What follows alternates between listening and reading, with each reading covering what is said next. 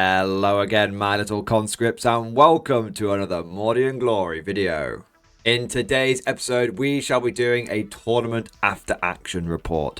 That's right, it's time for some more dispatches from the front lines. And oh boy, do I have a spicy meatball for your viewing pleasure today. Because I went to an old world tournament with my empire, and I don't mean to alarm you, but I actually had some new units. Not only did I have infantry, not only did I have my usual cannonade, but I also had a very significant quantity of heavy cavalry. That's right, finally, after months of promising it, the Empire Cavalry Corps is here. And let me tell you, woohoo, baby, I am now a cavalry guy. This is cavalry glory. I love it. My eyes have been opened. And it was really, really fun and really effective. And so without further ado, let's mount up and drive the men. That's the damn recipe into this thing.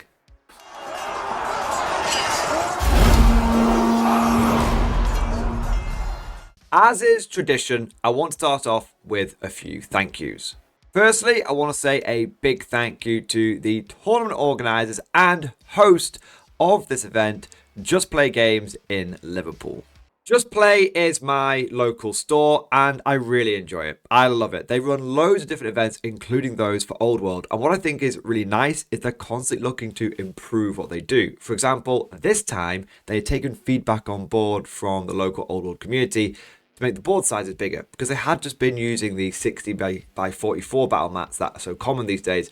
But when you play Old World, you really want to be on those proper 6x4s, and that's exactly what we were playing on this time, and it made such a big difference, and it was a really nice improvement. I also want to say a big thank you to my opponents, because you can't have a good day of Warhammer if you don't have good people to play against, and I just want to go a step further and actually shout out the Just Play Old World community.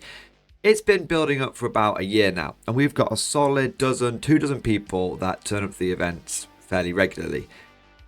And it's a really nice community. Everyone just gets it.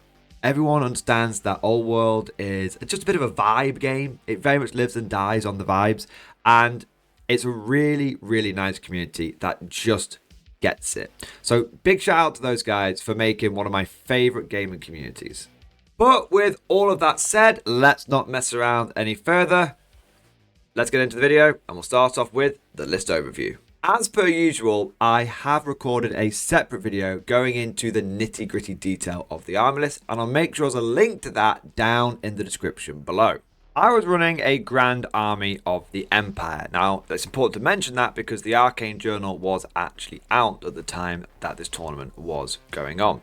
I did have a look at some of the other armies, like the more cavalry-based ones, like the knightly orders, but the Arcane journal had come out on the day of the event, and the TO had been very nice just to say, look, if you guys want to use it, you can do, but don't be messing around with your list too much. So I had a quick look through the knightly orders, and I thought, you know what, rather than completely redoing my list, I'll just take what I was taking anyway in my grand army and drop a couple of knights, move a couple of points around, and then just upgrade one of my units of knights to being a knightly order. I am looking forward to, of course, running a full knightly order style list in the future, but this one we were just seasoning it with a bit of Arcane Journal rather than completely building our army around it. With that said, I had a general of the Empire in my list, and he was my general. He was equipped with the usual stuff I give him, like Sword of Battle, and he had the full plate armor and the shield. I also had a captain of the Empire who was my BSB, and I gave him the Sword of Might and full plate armor and a shield. I was playing things a little bit riskily today because I didn't have a magical banner, I just had the BSB upgrade, and I also hadn't put a ward save on either one of my characters. That's where some of those point savings had to come from. I had another character which was a level 4 wizard, and she had a lore familiar, and then there was an engineer, no upgrades whatsoever, and finally I had 2 chapter masters. That's right, I took 2 chapter masters, one for each one of my night buses, but I didn't give them any upgrades apart from full plate armor, a shield, and a lance.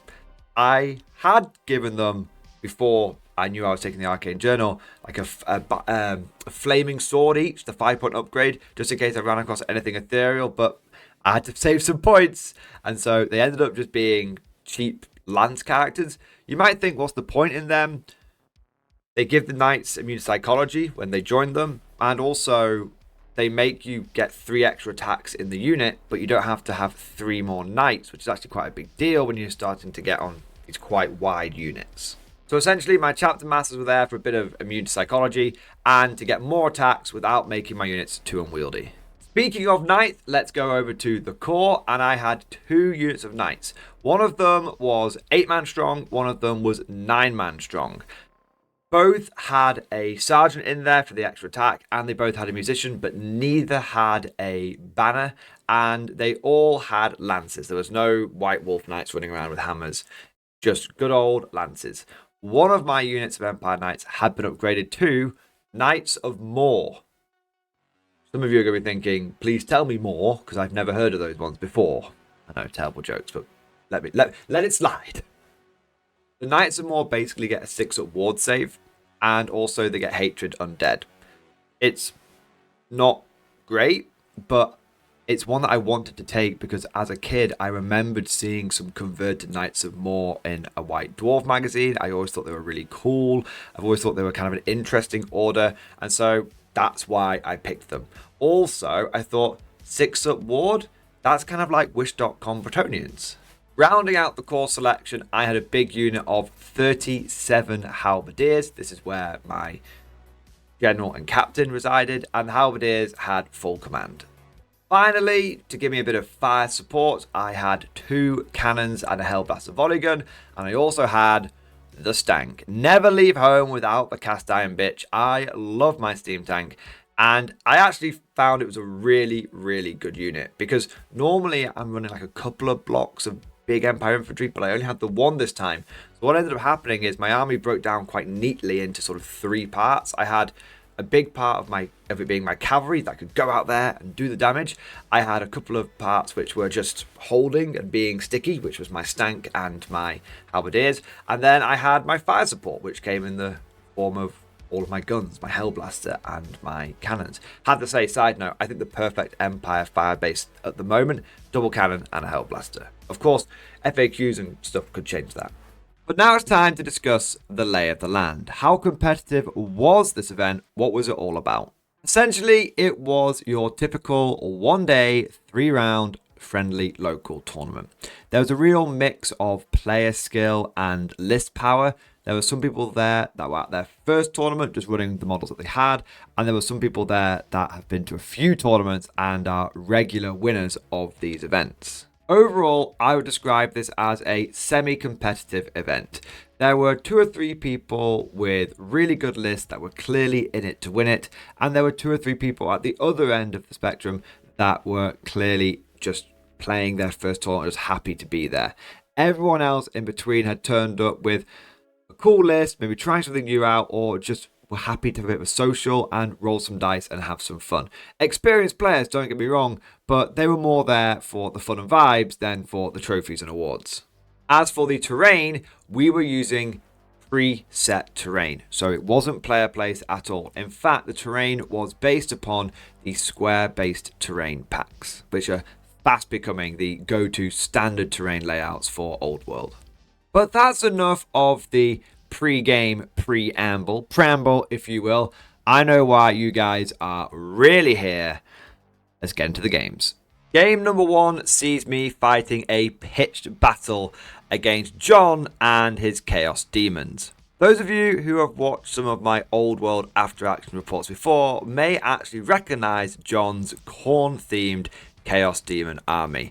It was actually one of the first armies I played against at one of the Just Play events, and me and John have known each other for years, so I knew we were going to start this tournament off right when we got paired into each other. In John's list, he had a Bloodthirster, he had 2 units of Blood Crushers, each led by a Herald, he had 3 units of the Khorne Dogs, one of which were off the board in ambush, and then he also had 2 of the Skull Cannons. The mission for the first game was pitched battle. I know there is a tower in the middle of the board. That was just an extra terrain piece that had been put there by the TO to break things up. But it was straight up just pitch battle, let's fight each other. For deployment, I ended up going for a fairly typical Empire deployment. I think cavalry on the flanks. I had my normal units of knights over here, and then I had my Knights of More over on the left flank. The bigger squad is the Knights of More one. And then I had a solid center core of infantry, halberdiers, supported by the steam tank. And yes, you can all rejoice, I put my steam tank in the middle. I didn't go for the flanky stank. Finally, I had my fire base of cannons on the hill, able to shoot over and either lay cannonballs into the Bloodthirster or start thinning out some of these big nasties coming my way. I've got some more close-up pictures of deployment. So there's the angle of my deployment, close-up of the Knights of More, infantry center, cavalry and cannons on the right, and then you can get a closer look at the corn units. Big ass Bloodthirster, very, very cool model. Also got the other units in the center, another unit of Blood Crushers. These guys look a lot more intimidating than they actually are because they have got Bloodletters riding on top of them, not Corn Berserkers. And then that is a flank with the cannons and the Fleshhounds. And then we get into turn 1. So we placed all of our units down, we rolled off to see who would get first, and because the Empire had placed their units down first, because I only had about 6 drops, cavalry, infantry, stank, war machines, and characters, it meant that I pretty much got the +1 in every single game. And with my first turn, we jumped into action. The Bloodhounds, the Fleshhounds, the Corn Dogs, they did Vanguard forward, and then it was over to my movement, and I just moved my Knights forward here and here. Now, one thing I didn't mention about the Knights in my list overview is I'd given both units drilled, and I love drilled. I want to take an entire drilled Empire army. Now, I don't care if I have to take veteran state troops. Full drilled army meta incoming is all I'm saying. Just being able to reform out of marching column and then into extended line was really, really nice. So I reformed over here and marched forward, reformed over here, marched forward. I put earthen ramparts on my halberdiers here and just moved them forward because they can't march when they've got earthen ramparts. And then the steam tank actually did quite well, got a big 6 on its steam power, and just started trundling forward. And I figured, looking at the disposition of enemy forces, I wanted my stank to be able to go left or right, but it looked like it was probably going to need to go left, because I don't think these Knights of More are going to be able to take all of this on their own. With everything moved, it was time to go into the shooting phase. My Hellblaster volley gun opened up on the Corn Hounds, and they've got 2 wounds each, so I didn't actually quite wipe them out. I did quite well on the number of shots, but I did roll a misfire, so I had to use my engineer to stop that misfire, which meant that I was hitting on 5s. They've got 2 wounds, but still, I managed to get 3 out of 5 of them. And I also was able to wang some shots into the big beasties. And one of my cannons went after the Bloodthirster, and I did 3 wounds to it. And one of my cannons went after the Skull Chariot here and reduced it down to 2 wounds. But then it was time to go over to the Corn Demons turn 1. And as you can imagine, it was very quick. There's no magic, there's no shooting in here, and there was no opportunities for them to get a turn 1 charge. So the Corn Demon turn essentially consisted of the Blood Crushers moving up, the Corn Dogs moving up, the Bloodthirster deciding to come this way to try and use the tower to screen it. This thing is on a bigger base than it should be on. So me and John just agreed that if it went there, I wouldn't be able to see it. There probably was something where I could see some of its wings or some of its base and something, but players intended, I knew what John was trying to do, and I'm not going to punish him for bringing a really cool model. And then he also brought his Corn Dogs here as well, which is cool. Tell a lie, he did actually have a little bit of shooting, but both of his cannons basically failed to do anything of note this turn. With a very quick Corn Demon 1 turn done, it was back to the Empire. And I started off by declaring a charge for my steam tank into the Bloodthirster. I knew it was going to be a bit of a risk, because the steam tank is tough. She is the cast iron bitch. But it's a goddamn Bloodthirster at the end of the day, guys. I mean, come on. I mean, you saw that thing. It looked intimidating as hell.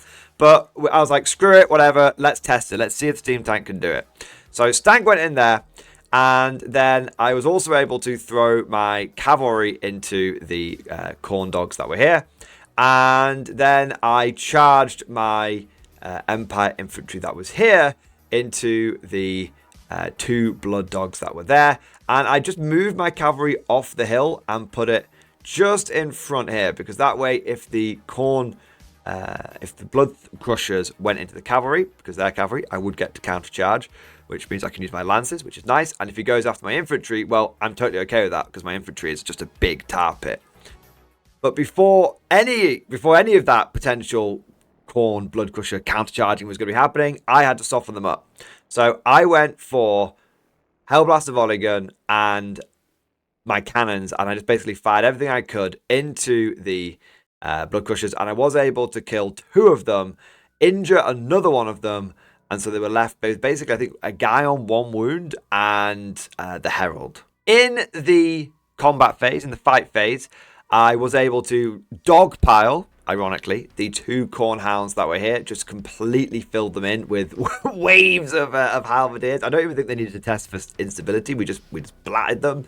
And then we actually had a bit of a disappointing fight with the cavalry versus the corn dogs. Again, the 2 wounds just kept like throwing me off, and they're like weirdly like weapon skill 5 or something mad. So I think I only killed like 1 of them, and then they did some damage back to me, and it ended up being in a give ground for the corn dogs, which is fine. But I kind of expected my big unit of knights to run over them, but it just didn't happen. And then we had the steam tank versus the bloodthirster. Now, my impact hits were decent. I was able to actually take a couple of wounds off with the impact hits.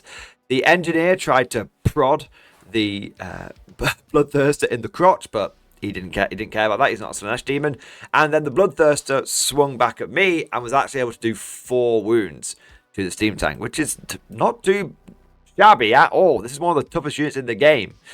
And then it came to my stomps and my grinding wheels, and I was able to just grind. I got the max number of stomps. I was kind of lucky, and I just ground over the bloodthirster, doing the last wound. I think it was exactly 1 wound to the bloodthirster, or 1 or 2 wounds, and John rolled his saves, and it just wasn't quite enough. It wasn't quite enough. So the bloodthirster went down, and at the end of Empire Turn 2, we have done, I'm not going to lie, a pretty crushing blow to these corn demons. But they do have basically a full strength unit of blood crushers to go, and they have still got the herald over here as well. So we'll see what happens when the corn demon crunch turn comes in. Few cool action shots for you guys here. Thought I'd just show those off. So that's Stank after the bloodthirster went down. That's the Empire Knights ready to receive the charge of the Blood Crushers. And then we get to the Demon Turn 2. So in the Demon Turn, the Blood Crushers come in here, and they're able to do some damage to my Knights.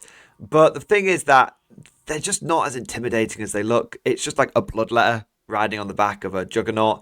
I think the Juggernaut did, how many have we got left here? We've got 7. So the Juggernaut killed like 1. And then I stabbed back and I killed the injured Blood Crusher. And so it's just the Herald left over. And due to the fact that I think I had a musician, I ended up forcing him to give ground, which is fine by me. I'll take that. And then over here, the Blood Crushers came barreling into the steam tank, but they need 6s to wound on everything because it's toughness 7. And so they ended up chipping a wound off it, but then the steam tank just slowly started going choo-choo and just started like grinding over them.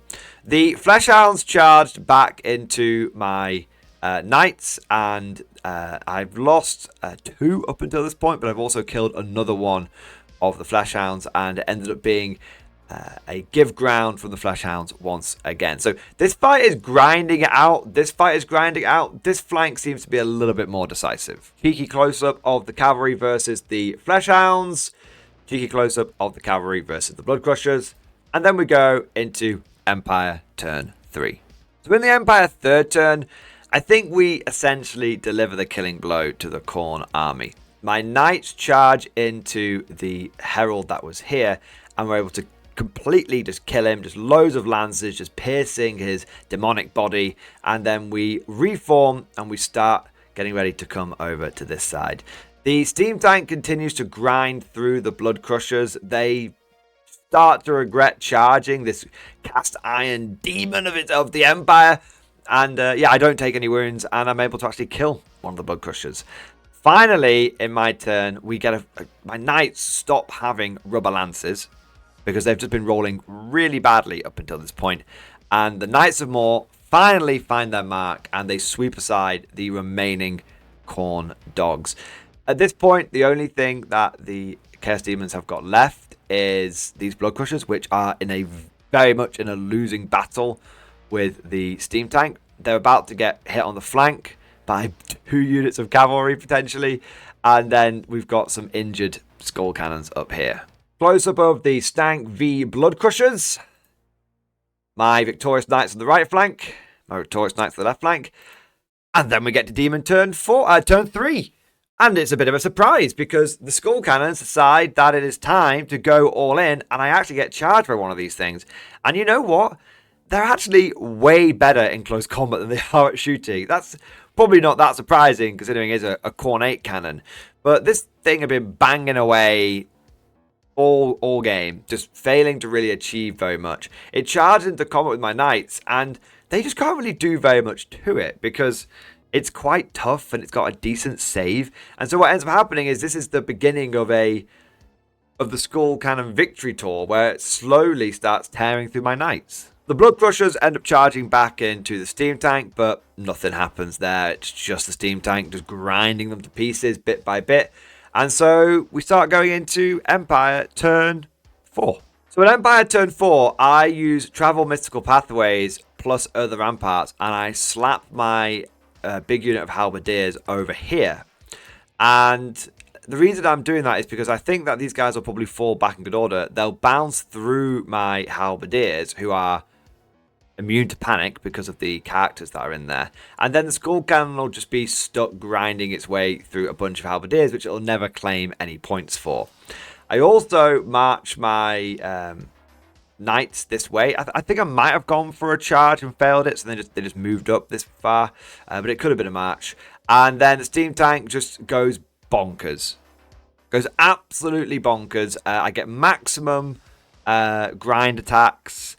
I get maximum. My engineer even does a wound, and I actually end up doing a whole bunch of damage. Maybe I even got like impact hits as well. I think maybe they fell back at the end of the demon turn, which meant that when it came to my turn, there was more than 3 inches, so that I actually could get impact hits and all this kind of stuff. And I ended up just flattening them, with there only being the Herald left over. And the other Skull Cannon got picked up by some of my cannon shooting as well, because it was sort of on the edge here. My cannons were here, so we could draw some line of sight over tip to tip, as it were. The fight between the Skull Cannon and the Knights just continued to grind on. I think it actually ended up being a drawn combat after all of that, so I didn't even bounce through my halberdiers in the end, so my plan wasn't really needed. But the Knights are still getting pretty battered by this thing, slowly but surely. Steam Tank v Herald, and the charge of the cavalry ready to come in and relieve the Steam Tank, although it doesn't really need relieving. It's doing a fine job on its own. And then this is end of, I think, Demon turn 4. Yeah, so the Steam Tank, the Herald charged back in Steam Tank and died. He just didn't have a good time. Yeah, just the Steam Tank just ground over him. And so the only thing left over by the end of Demon turn 4 was the Skull Cannon, as it kills a couple more knights. Now, there are a couple more turns to go. We've got turn 5 and turn 6, but at that point, the game was pretty much over. So let's just skip ahead to what the final turn really looked like.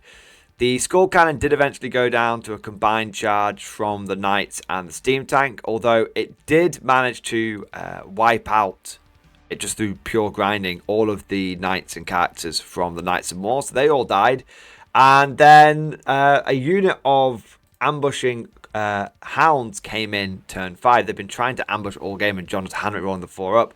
And I managed to grape shot some of them and shoot some of them, but they were just it's 2 wounds, right? And so they ended up coming in, eating one of my cannons, overrunning into the next one on the final combat of turn 6. But before they got a chance to eat the second cannon, the game was over. As you can probably tell, that was a pretty resounding victory to the Empire of Man. Things that really stood out to me in that game was just how fast my cavalry were. One race of cavalry started off on the extreme right-hand flank, and by the end of it was all the way over on the extreme left-hand side.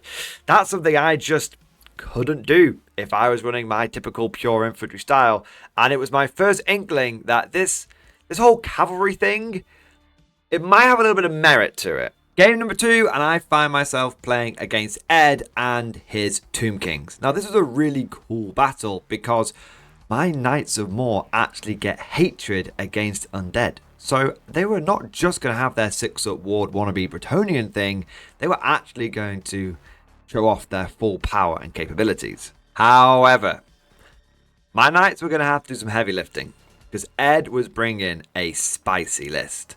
Double Screaming Skull Catapult, plus a Casket of Souls, plus he had the dreaded Necrosphinx, which is the model that I loathe the most in Old World. Not aesthetically, it's a beautiful model aesthetically, but rules-wise, it's just too damn tough. And that's coming from a guy with a steam tank.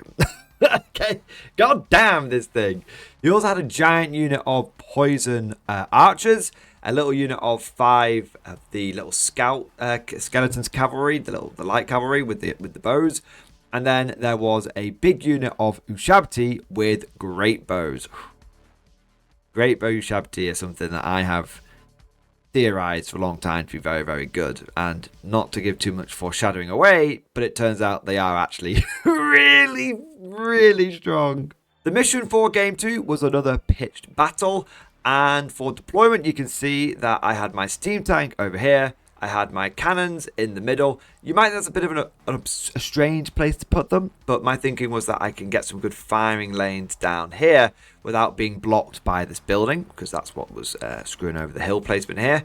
And then my infantry in the center could kind of march up, draw fire, whilst my cavalry, which you can see are down here over on the left flank. 2 big marching columns of cavalry. Got a few close-up pictures of the deployment, so you can see the cavalry on the left flank. Then we've got infantry in the center, and we've got all of the big war machines and stuff on the right. As for the Tomb Kings, you can see we've got this is the right flank from my perspective, the center, and then also the left flank from the Empire perspective. With all of the units down, it was time to see who's going to get the first turn, and the Empire seized the initiative. I'm telling you, this +1 to go first thing, it's pretty useful. What I did is I ended up doing Earthen Ramparts plus travel mystical pathways on my halberdiers here, yeeted them into the middle, trying to tempt forward a few cheeky units, and then I marching columned both of my knight units round the left flank. Side note, you may have noticed that the formation of this unit has changed slightly. That's because I thought I was in marching column when I was 4-4-2, but I wasn't. So Ed very kindly let me just go to 3-3-3-1 because I had declared I wanted to be in marching column. So there was no problems there. I then fired both of my cannons into the Necrosphinx, and I was actually able to take 3 wounds off it, which I was pretty happy about. I thought that's half done, and I'll be able to charge it next turn or something, and then or if he charges me, I'll be able to countercharge him, and hopefully I'll be able to kill this bad boy, because I've only ever killed Ed's Necrosphinx once. We've played each other 3 or 4 times, and I've only ever killed it once with my Empire, and that's when I had 3 cannons and 2 Hellblaster Volligans, and they all fired into it turn 1. But with a pretty lightning fast Empire turn 1, it was time to go into the Tomb Kings turn 1. They tried to charge the Necrosphinx into the Halberdiers, but didn't quite make it. So as a bit of insurance, they ended up casting Column of Crystal, blocking my knights off here. That's really annoying, because I could have got a good countercharge off on this thing. I then took a whole bunch of casualties on my knights from the Screaming Skull catapults. They ended up landing pretty accurately, but unfortunately.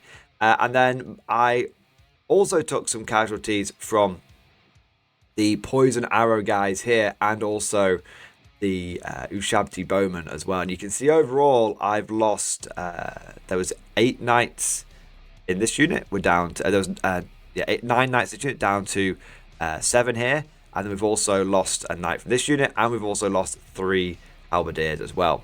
Couple of big things though. Column of Crystal, of course, but also the cavalry managed to get past my steam tank. I hadn't realized they had reserve move as well as regular move.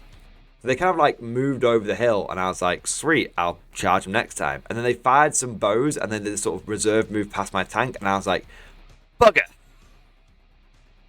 I was hoping to sweep them away and then start working down the flank here, and then the cavalry starts working the flank down here, and actually get these Tomb Kings in a bit of a pincer move. But that's kind of screwed me over a little bit, because I can't get to the Ushabti now, and my Hellblast Volley Gun is going to have to do everything to get rid of these guys, otherwise it's going to start being under threat. Just a few action shots from that turn. Hopefully that adds a bit more detail to what happened. So we've got cavalry on the left with the Column of Crystal, guys in the middle with the earthen ramparts.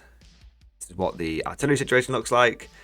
Cavalry sneaking past my steam tank, and that is the current battle line of the Tomb Kings. And then we get to Empire turn 2. It was a big one. Very first thing that I did my turn 2 is I attempted a Fated Dispel of the Column of Crystal. Now I needed to roll an 11 to get rid of it. I rolled double 6. The Column of Crystal shattered into 1,000 icicles. And then I declared my charge. The Knights of Mor, nearly full strength, go barreling into the Necrosphinx. I'm feeling pretty confident. I also then declare a charge from my Empire Knights here into the Screaming Skull Catapult that's here. And I make it. I move forward my infantry. And I'm thinking, man, there's a lot of pressure. Here. And then we get in, that's all my movement. My steam tank starts coming around here. Look at the position I'm in turn 2. I've got them on every angle. I've got knights overrunning. I'm going to hopefully destroy that Necrosphinx, overrun into the wizard that's here. That's going to potentially, I think that might have even been like the Hierophants. That's going to really mess up the Tomb King army. It's going to be huge. I'm like, turn 2, I'm like, I got this. I can't believe I've done it. I've used non-cheesiness and I've got this. Unfortunately, things didn't quite go to plan. The first inkling that things weren't going to go well was in the shooting phase, where my Hellblaster Volley Gun failed to kill 5 of these cavalry. Now, I was hitting on 4s. I had a misfire, but I was able to re-roll it with my engineer. But even hitting on 4s, I'm wounding on 2s. I wasn't able to kill 5 skeleton cavalry. And the big thing was that they just made a bunch of goddamn regen saves, which I wasn't expecting. That was the omen.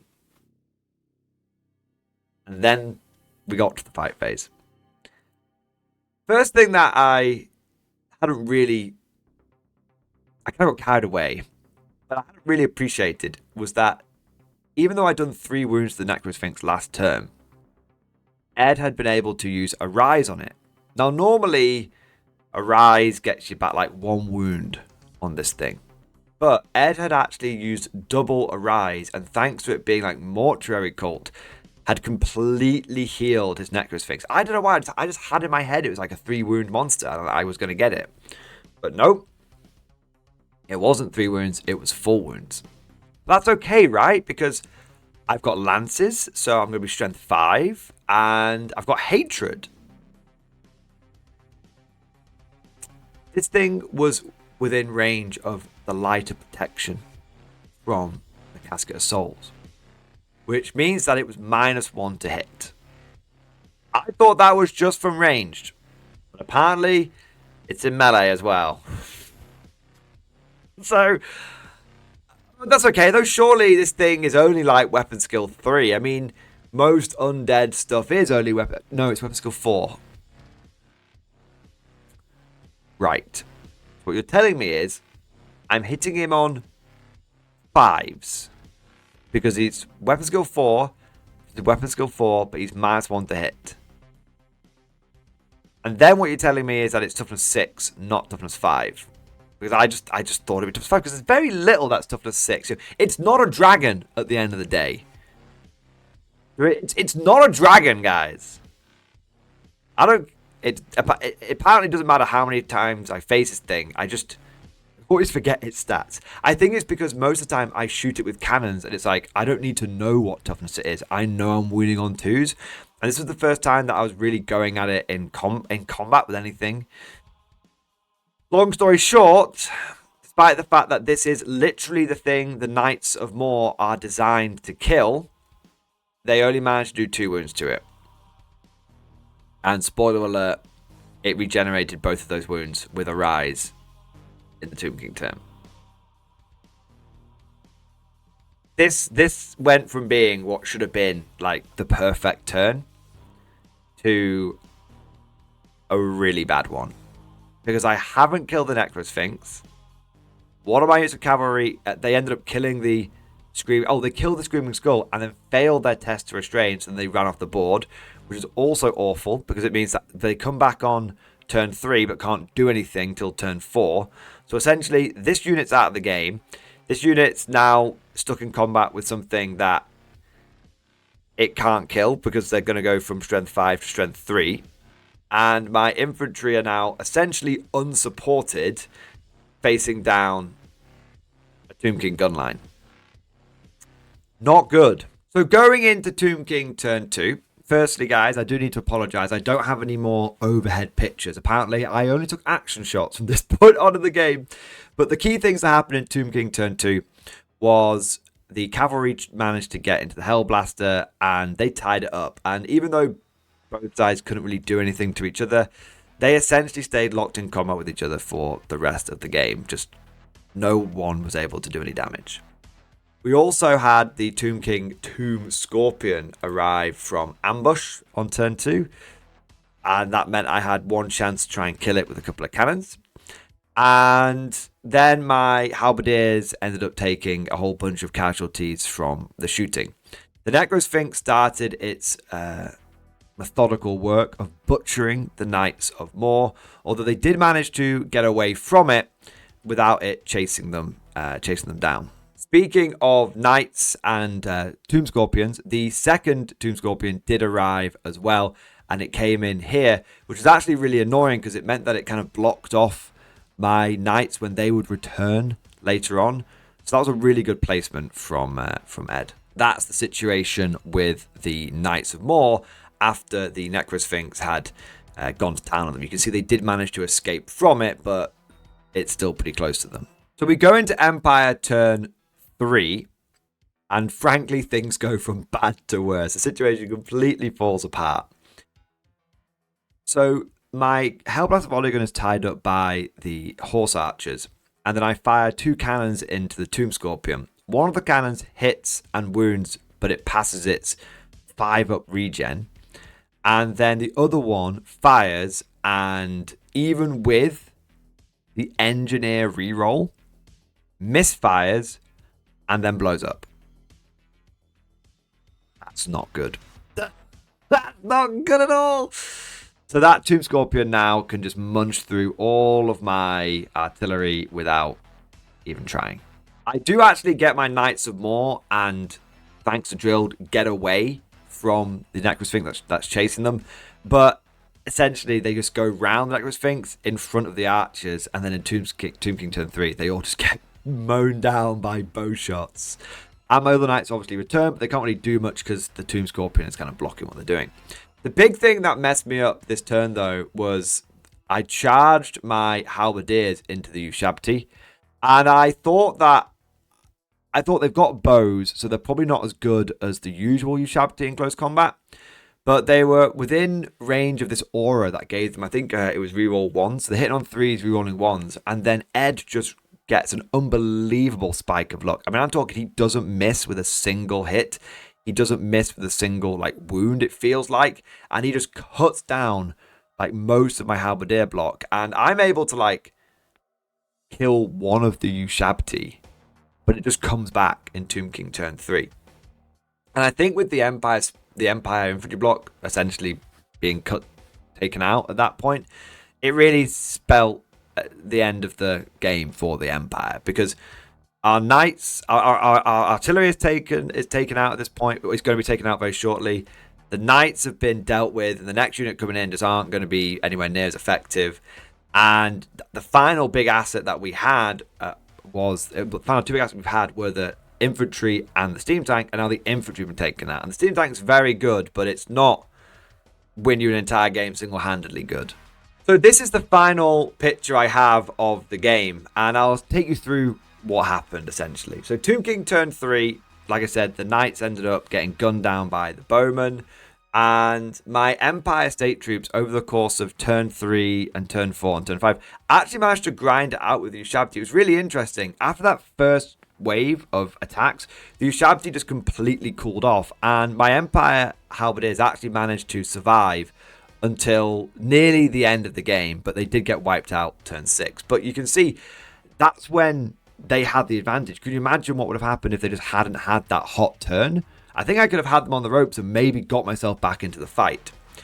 The saga of the steam tank was it ended up going into the Screaming Skull catapult and killing it, but then it got destroyed by 1,000,000 poison arrow shots as well. And actually the final thing that killed it was one of the Tomb King characters had the Cloak of Dunes, and he flew over the steam tank when it was on one wound, and it got a bunch of sand in the exhaust, and the steam tank blew up. And it's really funny because Ed and I had been joking about how it was just a more expensive magic carpet and how the attacks never came up. And then the attacks actually came up. He's like, that's the first time in God knows how many games I've run this thing, and it's never done any damage with the Cloak of Dunes. And now it's not only done damage, it's actually done the final wound to one of the best units in my opponent's army. So the Cloak of Dunes, I think, took it personally. I was like, I'm going to prove to you that I'm good. As for the other unit of knights that came back on, they did end up killing the other Tomb Scorpion, but then they got necrosphinxed. And so by the end of the game, I don't think I had anything left. I think the knights were, maybe the wizard was alive. I think my wizard was alive. That was it. Both units of knights had gone. All of my artillery had gone. The steam tank was gone. All the halberdiers were gone. And what I had managed to kill was one Tomb Scorpion, one or two, both Screaming Skull catapults, and that was it. And I think the big problem that I'd essentially had was I had done lots of other damage. Like, I must have killed like 3 Ushabti, but they'd all just come back eventually. And I must have ended up doing buttloads of attacks and wounds to the necrosphinx. It probably took like 8 or 10 wounds over the course of the game, but it just kept healing back up. So it was a classic case of, I think the Empire army I kind of fed in one unit at a time. I never hit the Tomb Kings all at once. When you think about it, the cavalry went in first, then the infantry, then the steam tank, then the cavalry.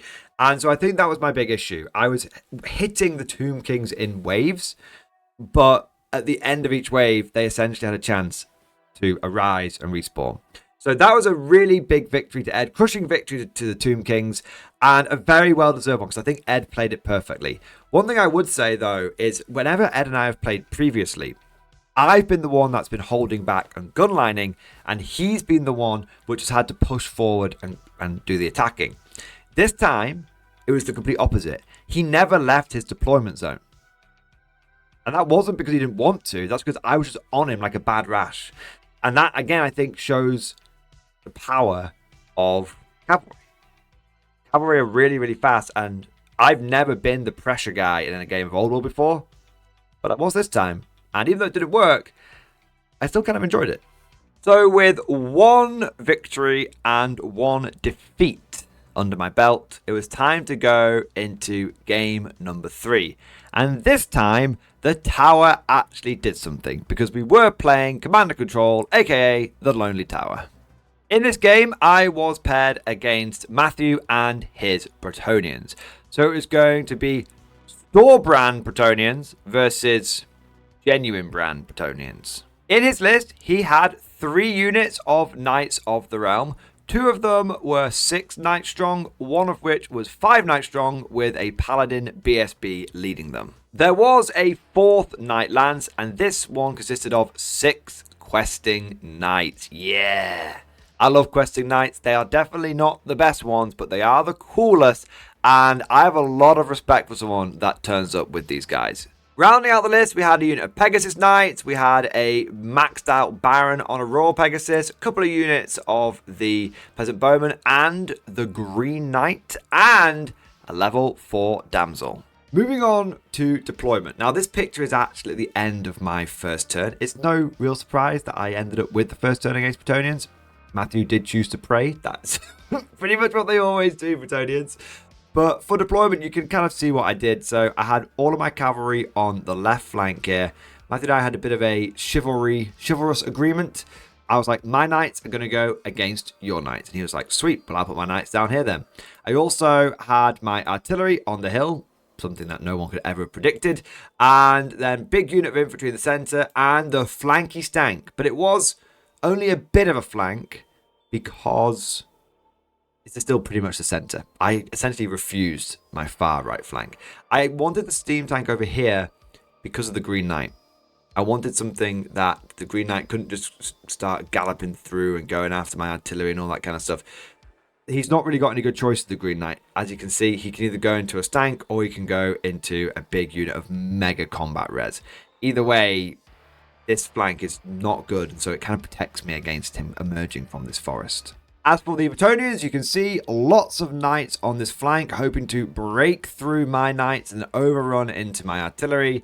We've got the Big Duke and the Questing Knights ready to start slogging it out with my Empire, with my Halberdiers, and then Pegasus Knights and a bunch of Bowmen kind of just tying up and annoying the steam tank, I guess. With our units deployed, it was time to go to first turn. Pretty straightforward affair. My cavalry was in marching column. We moved forward to here and here. We stayed out of the maximum charge range of the Bretonnians, so that would hopefully slow their progress down a little bit. And then we did the classic travel mystical pathways plus earthen ramparts and pushed our big unit forward here, which again, we were just in range of both of these units. So if they wanted to try and go for a long bomb charge, they could do, but hopefully it would mean one or the other would get in and not both. Steam tank poodled forward a little bit, and then for shooting, wasn't a huge amount. Hellblast volley gun, not in range turn, so it came down to a couple of cannons, and both my cannons fired into the Bretonnians that were here, and we were able to kill 2 of the knights. My steam tank fired its cannonball into the Pegasus Knights, and we were able to do a wound to one of them. We also summoned an elemental spirit, and apparently the element was from the lore of metal, because the only template I had for the size was my bolt action template. So yeah, apparently a bit of a crossover episode today. But with that, it was on to Bretonnian turn 1. Now, unfortunately, I didn't get a high-level overview picture of this turn, but it was actually quite a straightforward one. Over on the left flank, the Bretonnian Knights moved up, but they didn't charge me because they weren't in charge range. One of the units ended up actually coming right into my face, getting really, really close to me. And the others sort of stayed a little bit further back. Then we had the hero on the Pegasus and the Questing Knights try and charge my Halberdiers, but neither one of them made the charge. And then there was the Green Knight versus the Steam Tank. Now, the Green Knight comes charging into the steam tank and there's no damage. He emerges from that forest that I thought he was going to emerge from. He comes into the steam tank and just can't hurt it because it's like toughness 7. He's just like banging on the side of the hull. Now, we then realize that the Green Knight isn't close order. I presumed he was, but he's not close order. And I am close order. So I end up winning the combat by 1 point. And the Green Knight just gives ground because he's unbreakable, so he still gives ground. And my steam tank successfully passed its test to restrain. This was a really big deal because it then meant coming over to my turn 2, my steam tank was in a position to start barreling forward, and there were some Pegasus Knights that were ripe for the crushing. So going into Empire turn 2, the lines of cavalry clash. Now this unit of knights here are my Knights of Mor, and they were able to actually charge the Bretonnians, and they were too close to be able to countercharge. which meant I blunted the lance and I was able to get a big advantage in this combat.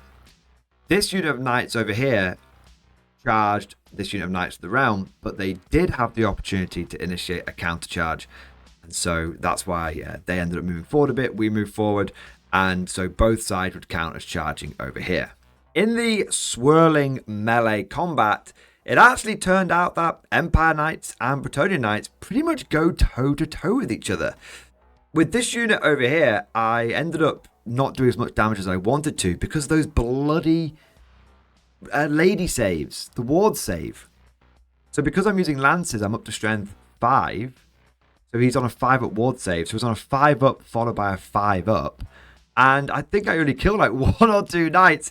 And I do win the combat. And they are forced to fall back in good order. So they do lose their Blessing of the Lady. But I was like, man, I've got 1, 2, 3, 4. I got 8 knights in the front rank plus a sergeant. So that's 9 attacks. Plus one of them is my chapter master for another 2 attacks on top of that. So we're looking like 11 attacks. Plus we've got 8 horse attacks. I was like, I'm going to roll over 6 Bretonnians. But no, they just got lucky on the saves, and I only did a few casualties to them. Over here, it was almost completely equals. I had the greater numbers, but the Bretonnians, again, had that Blessing of the Lady. And so, really, it was just a straight-up fight. And so the lines of knights clashing into each other. But the thing is, I'm pretty proud of how my Empire Knights performed, because at the end of the day, Bretonnians, their whole thing is knights.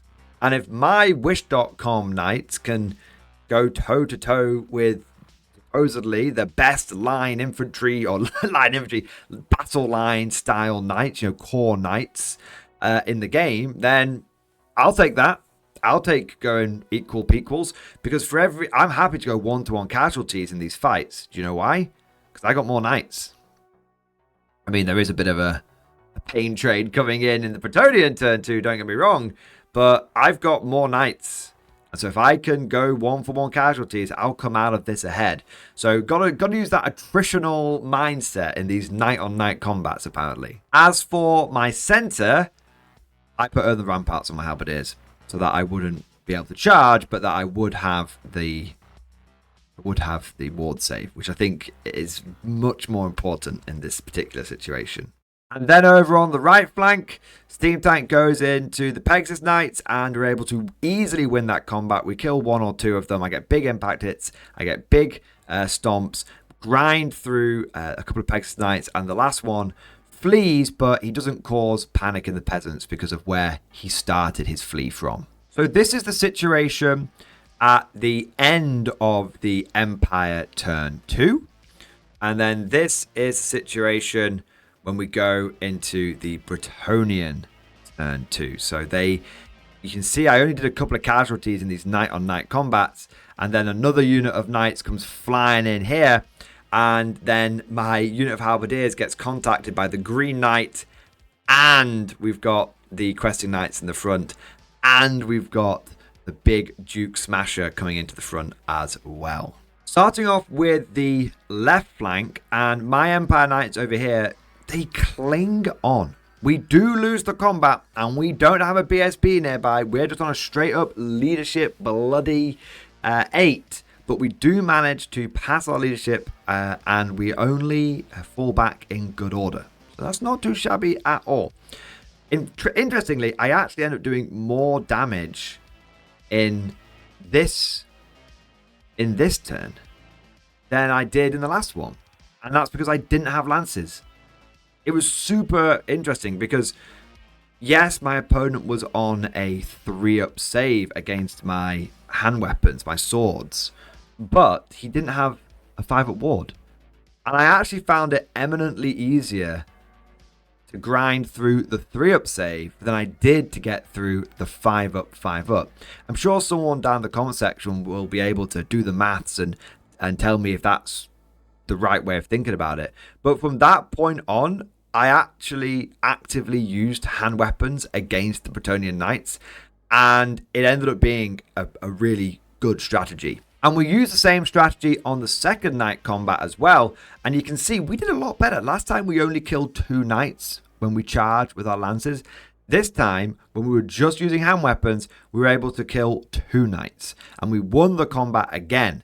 I think here it was just due to the fact that there was no lady save whatsoever. It was just straight up 3-ups, and when the Bretonnians failed them, they failed them. And we're hitting each other on 4s, we're wounding each other on 4s, and I've just got the higher volume of attacks because I've got my 3-attack chapter master in here.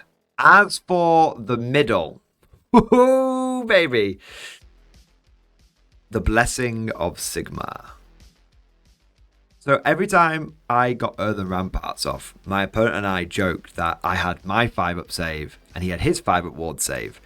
And it was kind of like he's got Blessings of the Lady and I've got Blessings of Sigmar. Well, apparently on this battlefield, Sigmar is the principal deity.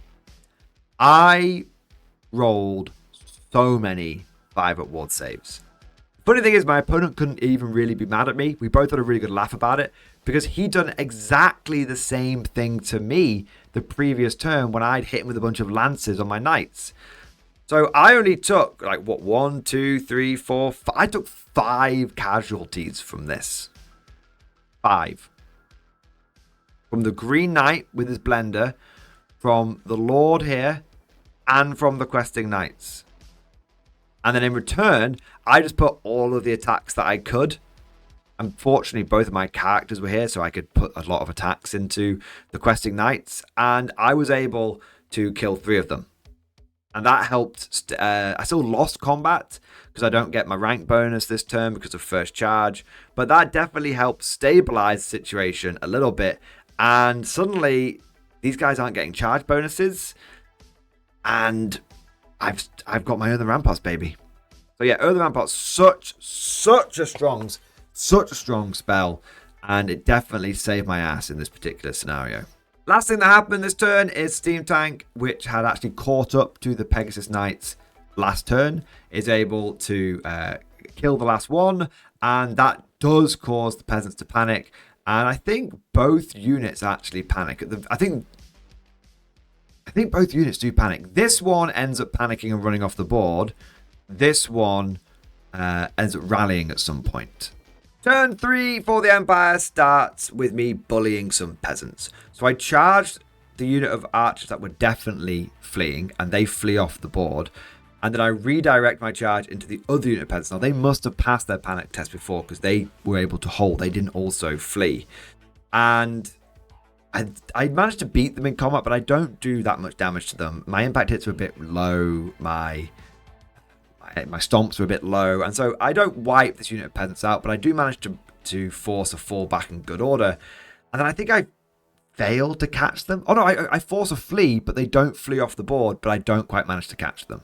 As for the center, it's a little bit dicier because I don't get Earthen Ramparts off this time. And you can see I take a lot more casualty without my Earthen Ramparts, but I am able to bring down a couple more of the Questing Knights, and I'm kind of okay with that. I just want to be grinding it out. This is what I do with my infantry. I take loads and loads of casualties, but my opponents don't get many points from those casualties, and I slowly but surely grind it out.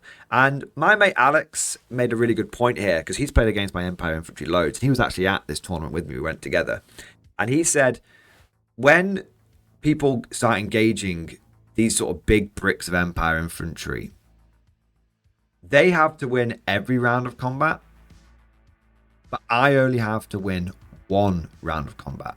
And so yeah, I lost last round's combat, I lost this round's combat, but I'm just stuck here grinding it out. I'm only just giving ground, and eventually, even with all the casualties I'm taking, there's going to be this tipping point where suddenly this unit goes, another unit's going to go, and we're going to emerge victorious. It's pure battle of attrition. And there you can see, this is the picture where the Steam Tank, you see it didn't nearly do any damage to the peasants, but it was able to sort of break them. As for the night combat, I didn't get any pictures of the left flank this turn. I do apologize. The night combat essentially has now devolved into one of my units of knights is consistently winning its combat, and one of my units of knights is consistently losing its combat, but just clinging on. So the non-Knights of Mor, the one that are absolutely on the extreme left flank that got charged by the Paladin unit, they lose another round and they just fall back a little bit further. my other unit of knights versus the Knights of the Realm, they win their combat and they do manage to start grinding through it. Either they wipe them out this turn or they wipe them out next turn, but they don't survive.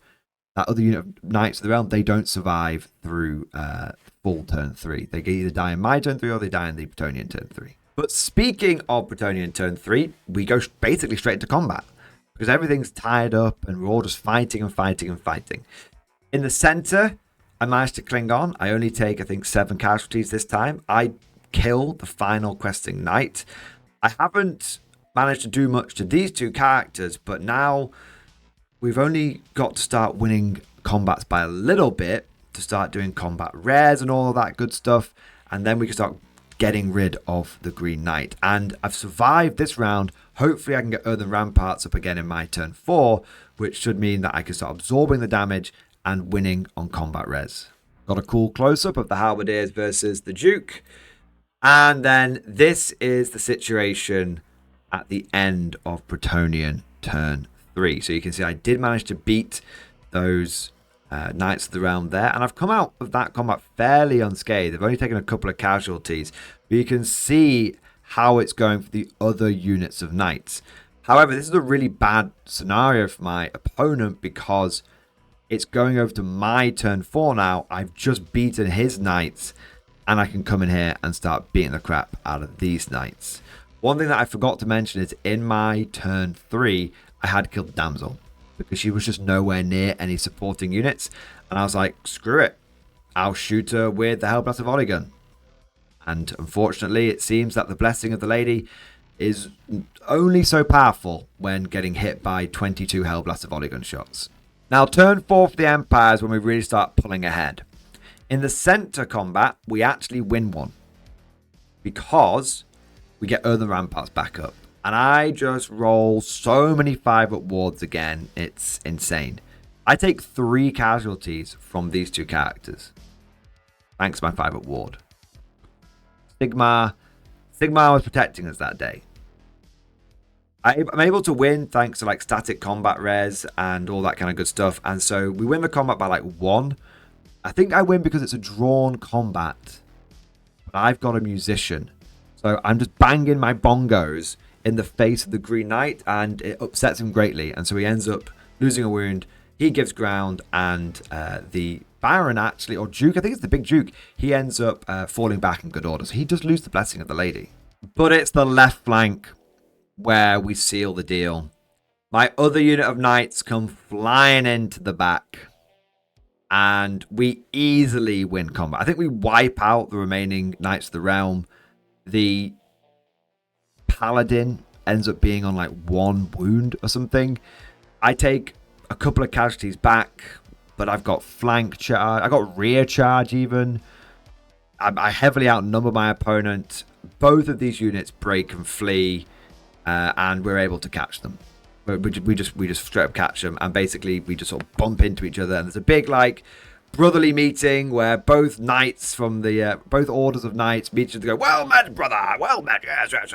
We sent those damn horse lovers back to fantasy France where they belong. You can imagine the sort of that's my impression of the Empire Knights. But long story short, my Empire Knights took on 3 Bretonnian Knight buses and was able to win. I think it is important to state though that I think my Empire Knights won because I had a lot of guns. I think it was the Empire Knights kind of held them whilst my cannons sort of softened them up a little bit. You know, getting rid of the damsel was a big deal because it got rid of the regen that was on that unit and all that stuff. And once that regen was gone, the Paladin's unit went down super quick. This unit went down super quick, and I was able to grind it out. But still, however you slice it, Empire Knights, toe-to-toe Bretonnian Knights, and the Empire Knights emerged pretty resoundingly victorious. And in fact, when you look at the big picture of the battle, end of Empire turn 4, you can actually see how far ahead we are at this point. Because the Bretonnians have literally got a Duke and the Green Knight left over. That's it. I had actually moved my artillery off the hill in my turn 4 because I was concerned about the Baron coming flying over and starting to kill it, and I wanted to protect those points. But yeah, that was end of Empire Turn 4. That was essentially the game. So we'll have a look at some of the other pictures. Oh yeah, the Baron ended up going after Steam Tank just to see what he could do. And we just sort of grinded it out turn after turn. Not much happened there. I moved a unit of Empire Infantry up to the tower. And my opponent ended up, I don't know if we actually did it, but we talked out. My opponent moved up a unit of his peasants up to the tower. And so we basically ended the game with the Steam Tank, locked in an epic duel with the Baron, with the Duke, and with both sides pushing infantry onto the tower.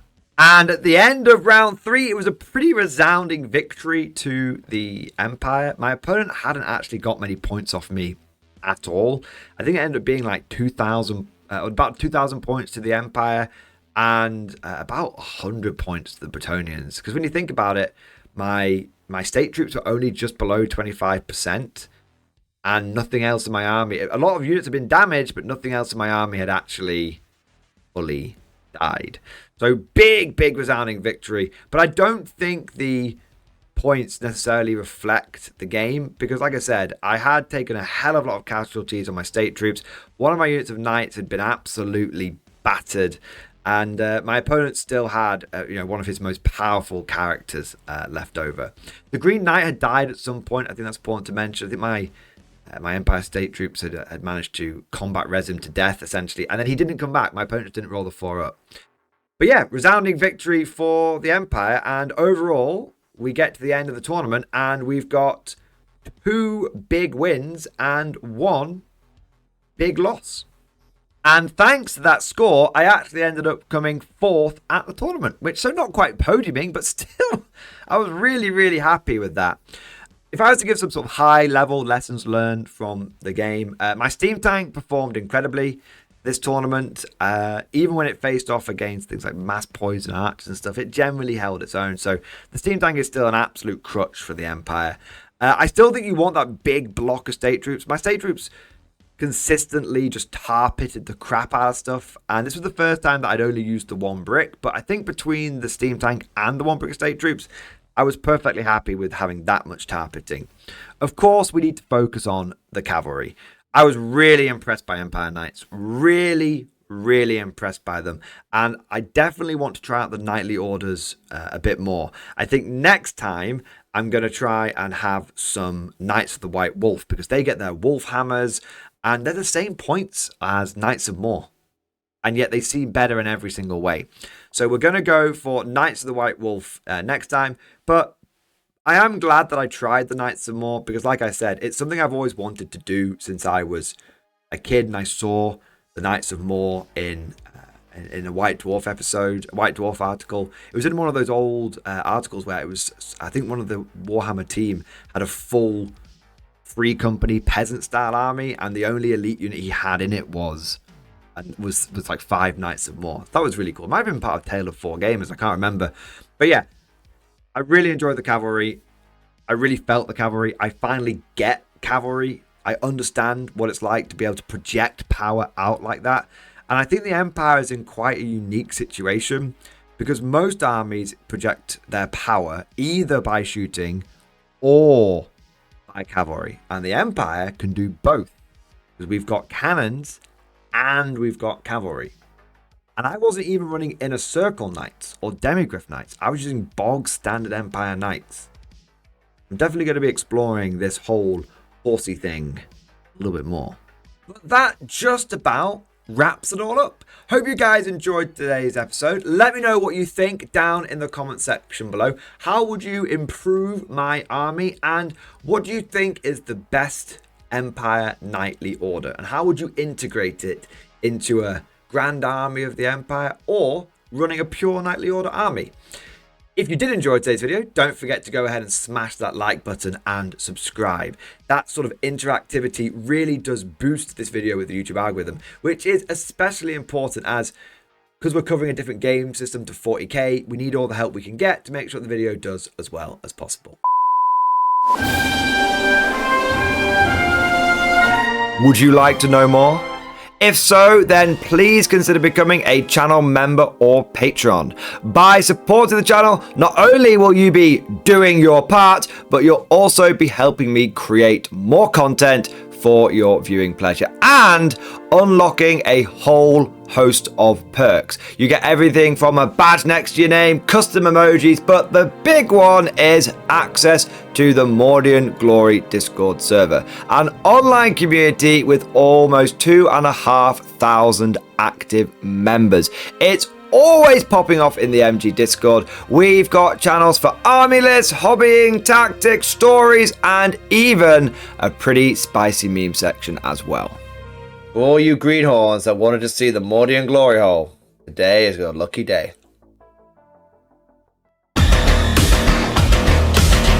And joking aside, I do want to say a massive thank you to all of the current channel members and patrons. You guys are amazing. Truly the lifeblood of the channel. I could not do Mordian Glory full-time without the incredible and generous support of my members. So thank you guys so much.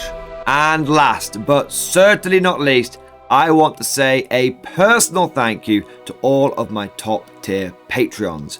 These are the War Masters, the people who have truly gone above and beyond the call of duty.